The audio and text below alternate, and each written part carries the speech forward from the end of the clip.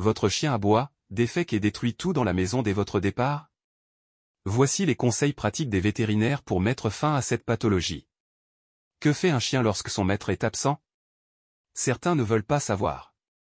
Car à leur retour, les preuves des agissements de leurs compagnons sont indéniables. Il a simplement bouleversé le salon. Des chaussons avalés, une télé par terre, un vase cassé, un fauteuil déchiré. Parfois, un joli cadeau fécal. De plus, les voisins sont rapidement venus se plaindre de tout le bruit, certes dû aux chutes d'objets, mais surtout aux hurlements des chiens. En colère, le propriétaire a souvent le réflexe de crier et de punir le chien. Or, c'est exactement ce qu'il ne faut pas faire. Car au lieu de lui donner envie de recommencer, la punition peut au contraire stresser l'animal, qui sera encore plus méchant. En effet, si le chien est destructeur, aboie ou se soulage, c'est qu'il est nerveux à l'idée d'être seul.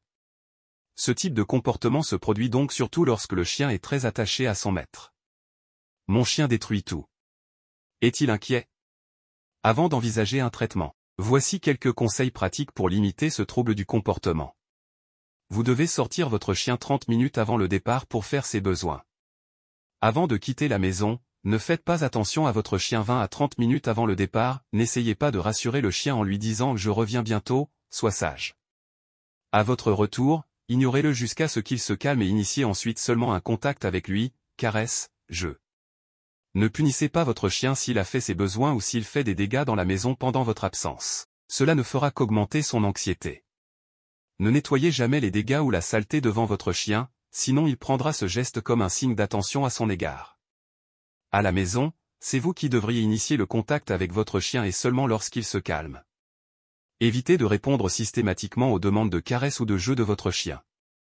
Habituez-le à des périodes de séparation plus longues.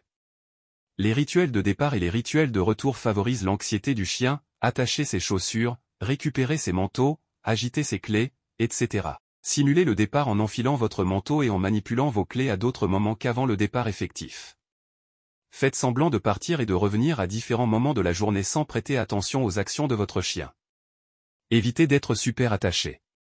Encouragez votre chien à interagir avec plusieurs personnes, pas une seule. Vous pouvez également laisser en sourdine la télévision ou la radio pour le calmer pendant votre absence. Augmentez le temps de jeu et d'exercice. Laissez-lui un jeu à mâcher. Mâcher a tendance à aider les chiens à se détendre. Enfin, sachez que les jeunes chiens ont tendance à être destructeurs lorsqu'on les laisse seuls, ils découvrent leur environnement en reniflant, en léchant et en mordillant. Ce problème s'atténue souvent avec le temps. Il faut donc être patient et éviter que ce comportement devienne une habitude pour votre chien. N'oubliez pas de vous abonner et de cliquer sur la cloche de notification, laissez un like, partagez, et vous pouvez laisser un commentaire. À bientôt!